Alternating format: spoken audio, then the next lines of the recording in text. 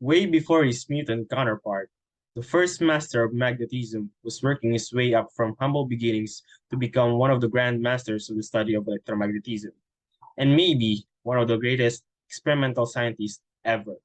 His name is Michael Faraday.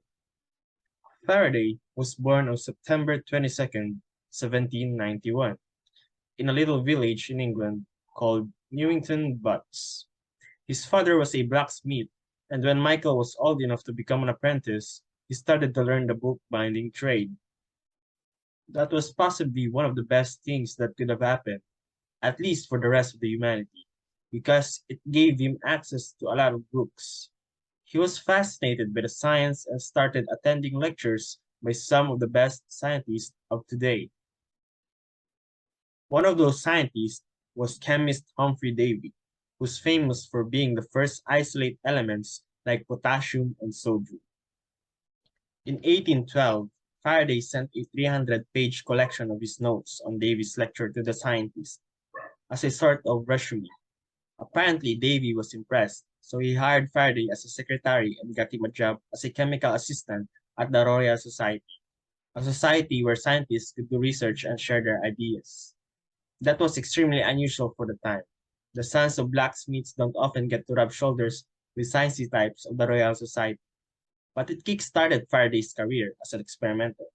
With access to equipment and resources, Faraday conducted experiments in chemistry and made enormous contributions to the study of the electromagnetism, one of the four fundamental forces of nature. In chemistry, Faraday discovered and quantified that is known as Faraday's law of electrolysis, which uses math to connect the current flowing through a circuit to the mass of the chemical substance moving through the battery. He also discovered and isolated lots of different chemical compounds, most famously benzene, a compound that has 6 carbons arranged in a ring and is now a major component of gasoline.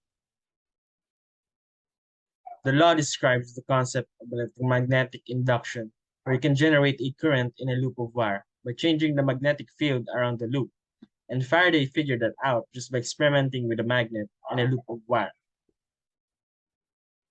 Electromagnetic induction is one of the main ways that electricity and magnetism are connected, and the idea led the development of electric generator and motors and as well as a lot of other technology that is used in circuits and power grids. So his ideas are basically the foundation of the technology that we use today. Keep in mind that Faraday did all of this by just trying some stuff at his lab, often with rudimentary experimental tools that he built himself. There's plenty of other stuff that is named after Faraday too, because, well, he did a lot of things. There's the Faraday disc, a simple type of electric generator where you can generate electricity by rotating a metal disc through a magnetic field. You might have also heard of Faraday cage, which is basically a shield against outside of the electromagnetic field.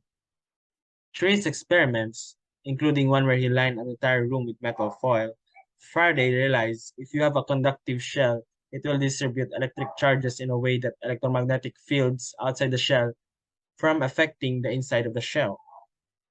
These days, we use Faraday cages to shield all kinds of sensitive electronics from outside interference. We also use the farad, a unit of measurement that tracks the capacitance of how much electric charge can be stored in a system. Faraday continued experimenting into the 1840s until his health started deteriorating. He eventually died in 1867 at the age of 75. In a lot of ways, his life and legacy embodied the spirit of scientific exploration, a keen mind willing to risk trying new things to see what we can learn about the universe. Thank you. That's all for today.